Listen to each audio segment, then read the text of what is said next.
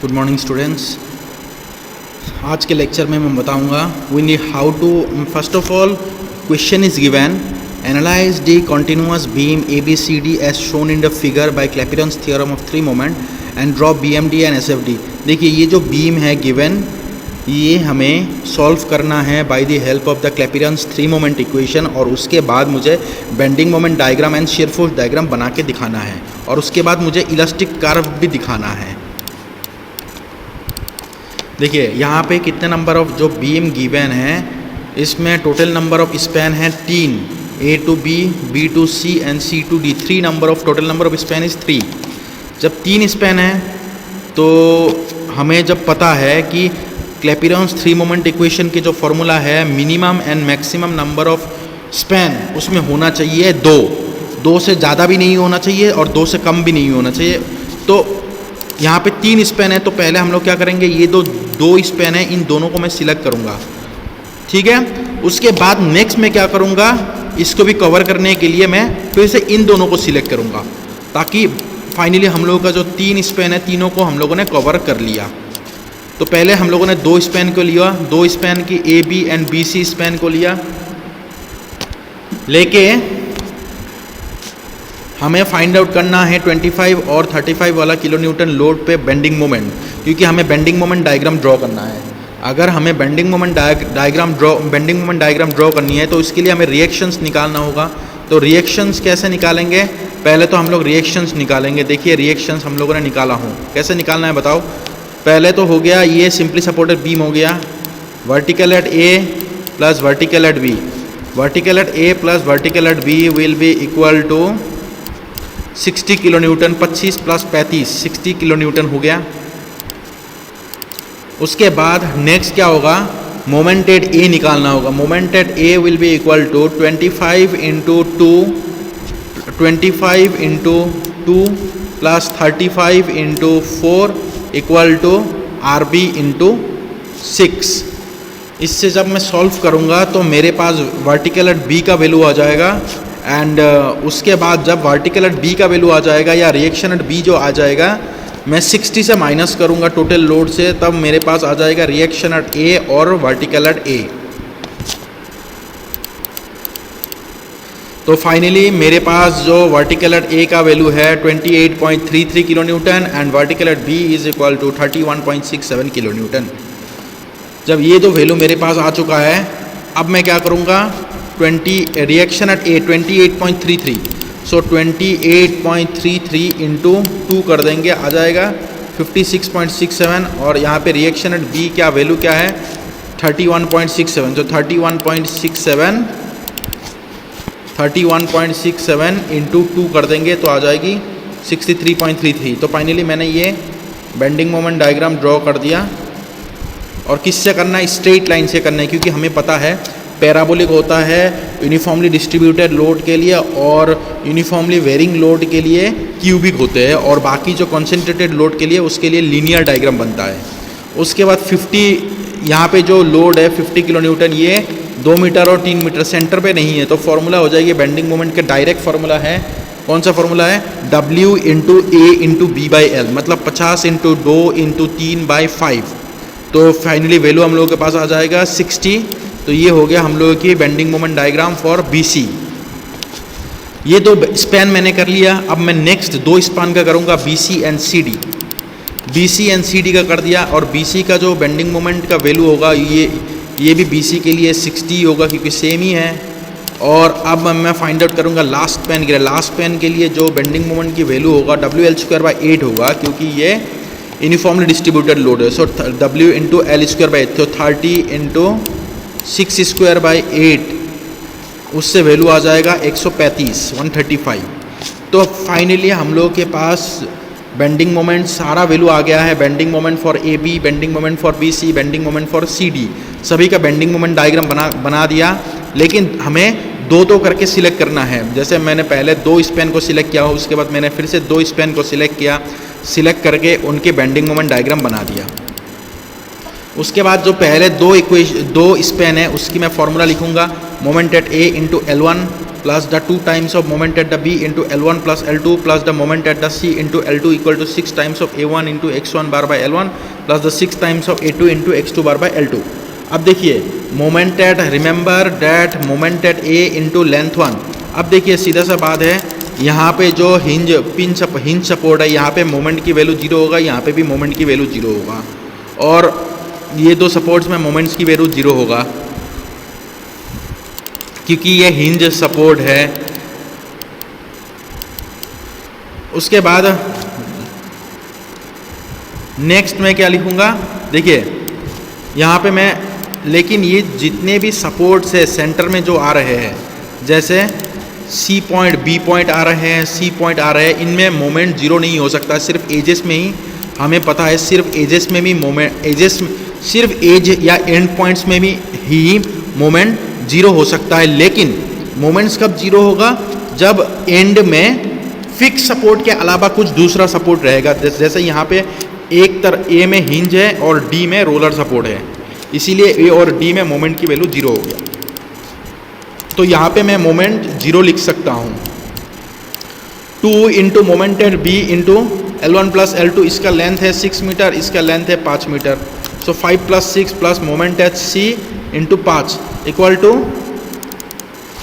6 time, this one is equal to how much हो जाएगी फिर अभी 6 टाइम्स ऑफ एरिया 1. तो पहले जो ये जो एरिया 1 हो गया, इसका मैं एरिया निकालना होगा, और इसको मैं क्या करूँगा, एक इरेगुलर टाइप ऑफ फिगर है जिसको मैं डिवाइड करूँगा. देखिए पहला, दूसरा, तीसरा, चौथा, 4 हिस्सों में डिवाइड करके मैं इसका एरिया फाइंड आउट किया हूँ. अब फुल एरिया जो है 6 टाइम्स ऑफ एरिया हम लोग का 240 आ रहा है. सो 6 times of 240 into x1 bar. x1 बार कैसे फाइंड आउट करूँगा, x1 बार देखिए x1 बार हो जाएगी पहले का एरिया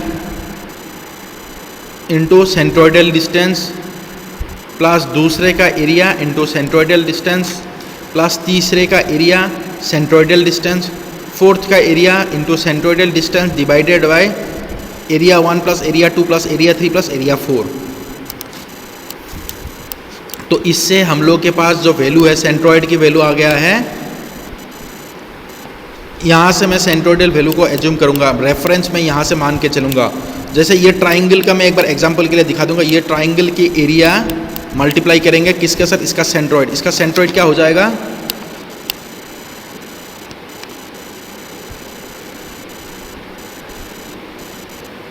इसका सेंट्रोइड हो जाएगा 2/3 ऑफ डिस्टेंस, 2/3 ऑफ डिस्टेंस. लेकिन यहाँ पे हमें जैसे डिस्टेंस पता नहीं है, तो हम डिस्टेंस को नहीं, डिस्टेंस हम लोग की पता है 2 है गिवन. सो 2/3 ऑफ 2 मल्टीप्लाई करेंगे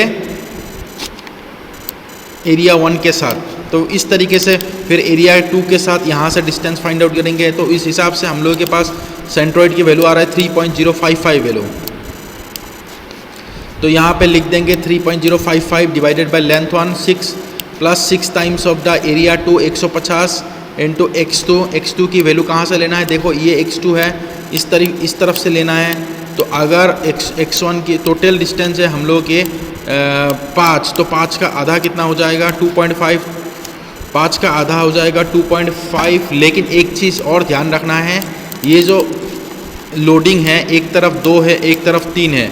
अगर दोनों तरफ 2-2 होते तो इसका सेंटर में, मतलब इसका सेंट्रोइड जो है ये सेंटर में होते, मतलब 2.5 में होते. लेकिन यहाँ पे 2 मीटर और 3 मीटर है, तो सेंट्रोइड में फाइंड आउट करूँगा. फिर से इसका पहला एरिया दूसरा एरिया मानेंगे. तो दूसरा area into distance, centroidal distance plus पहला एरिया इंटू इसका centroidal distance divided by area 1 plus area 2 कर देंगे, तो इसका सेंट्रोइड आ जाएगा. लेकिन सेंट्रोइड देखिए, फर्स्ट फिगर के लिए मुझे सेंट्रोइड यहाँ से लेना होगा रेफरेंस, सेकेंड फिगर के लिए सेंट्रोइड मुझे यहाँ से रेफरेंस लाइन से मेज़र करना होगा, क्योंकि जो x1 डिस्टेंस है वो यहाँ से मुझे लेना निकालना है और x2 डिस्टेंस मुझे यहाँ से निकालना है. तो इंडिविजुअली मैं फाइंड आउट करूँगा इनके जो सेंट्रोइडल डिस्टेंस है. तो इसका सेंट्रोइडल डिस्टेंस वैल्यू आ रहा है 2.68. सो फाइनली यहाँ पे मैं लिख दूँगा 2.68 बाय L2. तो इसके बाद मेरे पास इक्वेशन आ जाएगा moment at B plus moment at C is equal 1 2 1 2, ये इक्वेशन मेरे पास आ गया। उसके बाद next span B C and span C D का करेंगे। Moment at B into 5 plus 2 times of moment at C, ये मोमेंट एट डी का वैल्यू 0 हो जाएगा, एंड में आ रहा है। Plus the 6 times of A1 x1 bar by L1 plus the 6 times of A2, 6 times of area 1 150 into, देखिए अगर 2.68 है टोटल लेंथ, इसका टोटल डिस्टेंस है 5, अगर इस तरफ से 2.68 हो गया तो इस तरफ से क्या हो जाएगी 5 माइनस ऑफ 2.68, 2.32 वैल्यू आ जाएगा, divided by L1 plus 6 times of area 2। दूसरा स्पेन के लिए एरिया 2 कौन सा हो जाएगा, ये हो गया एरिया 2। तो ये जो पैराबोला है इसका मैं डायरेक्ट WL3/4 लगा सकता हूँ। ये जो फॉर्मूला है, इतना फॉर्मूला लिखने से बढ़िया है या ये लिखने से बढ़िया है W इंटू L3/4 कर दो।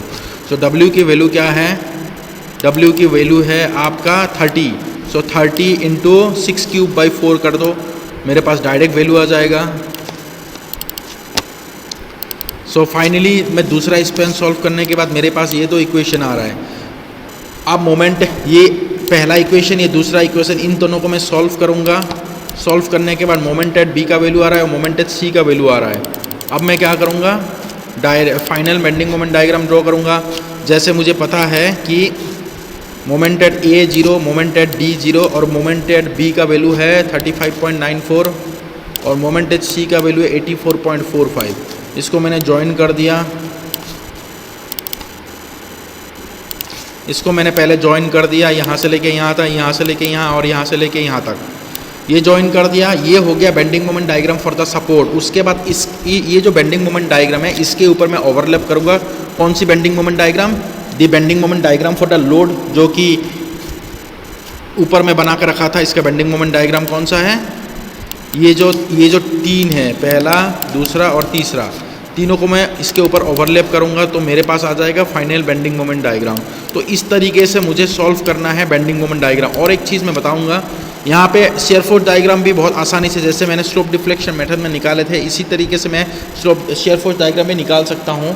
लेकिन और एक चीज़ सभी को पता नहीं होगा कि इसका इलास्टिक कर्व कैसे ड्राइंग करते हैं। देखिए यहाँ से यहाँ तक प्लस वैल्यू है, मतलब सैगिंग मैंने बना दिया। यहाँ से लेके यहाँ तक निगेटिव है तो यहाँ से यहाँ तक निगेटिव बना दिया, फिर से यहाँ तक पॉजिटिव है, फिर यहाँ से यहाँ तक निगेटिव है, फिर यहाँ से यहाँ तक पॉजिटिव है। ये डायग्राम को देखना है, negative positive positive negative positive. तो उस हिसाब से पॉजिटिव होगा तो इस तरीके का होगा, निगेटिव होगा तो इस तरीके का होगा। तो उस हिसाब से ये जो डायग्राम बन गया, इस डायग्राम को मैं बोलूँगा elastic curve. This is the required elastic curve for the given beam. और इस तरीके से मुझे सॉल्व करना है इनडिटर्मिनेट स्ट्रक्चर्स और continuous beams by the help of the Clapeyron's 3 moment equation. बस सबसे ज़्यादा फोकस हमें यही करना है कि जो इसका फॉर्मूला है, जो कि फॉर्मूला होते हैं वो 2 स्पेन के लिए होते हैं और उस फॉर्मूला को हमें याद करना है। Okay, thank you.